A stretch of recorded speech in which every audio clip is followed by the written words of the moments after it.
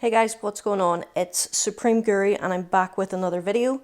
In this video we're going to be looking at the Samsung Galaxy S10 Plus. The same rules will apply to the S10e and also the S10. So in this video I'm going to show you how to add a contact. So what you want to do first of all is look for the contact icon. So I'm just going to swipe up. And I'm going to click into the orange icon here, into contacts. So if you notice in the bottom right hand corner, there is a plus button. Tap on that to add a new contact.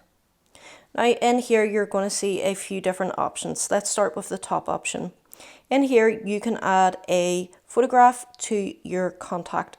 Now you can tap on this and it will give you an option to take a picture or also select a picture from your gallery if you already have one in there, or Samsung give these little icons here that they already have preloaded. So what you want to do then after you've selected your picture is tap on name, and we're just going to put this in as test. So now that we've got a name in there, then we can see that we've got a few more options. So you can put in a work mobile number. You can put in a landline number or even a mobile number in here. And you can also put in an email address if you wanted to. In here you can also select groups. As you can see here, you can create different groups for your contacts. So you can create a new group there if you wanted to add in your favorite numbers. And then if you don't want to assign anything, you just leave it as not assigned. Let's just tap on a few more.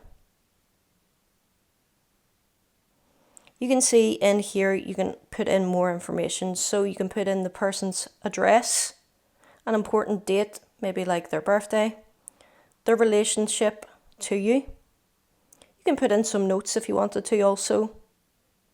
You can put in a web address if they have a website, and you can also add them into Messenger.